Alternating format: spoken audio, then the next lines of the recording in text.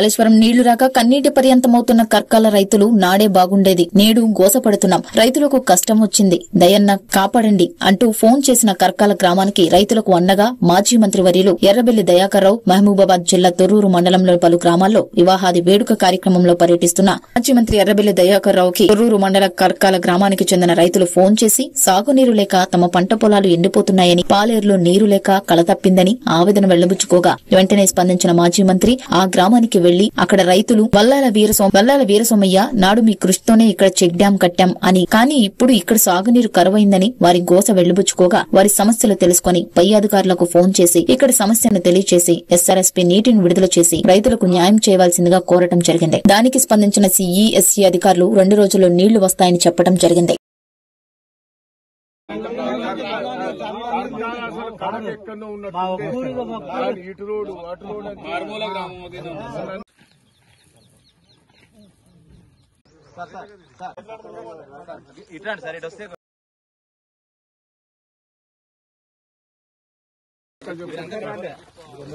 ఈసారి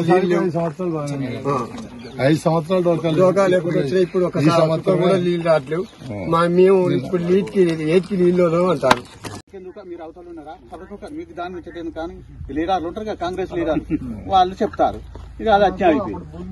బ్రిడ్జ్ అయితే ఎంత కల వస్తుంది పట్టుబట్టి బ్రిడ్జ్ నా దగ్గర చెక్ డామ్ కూడా పట్టి 2 సార్లు మిమ్మల్ని తీసుకొచ్చి బాగా టైట్ చేసి బ్రిడ్జ్ అది మంచిగా వేపిస్తున్నాం. అది మాకు చెరువు అయిపోయింది. ఆగిపోయింది కానీ ఈ చెక్ డామ్ నీళ్ళ మాత్రం నీళ్ళు 24 గంటలు నీళ్ళు ఇబ్బంది అవుతుంది.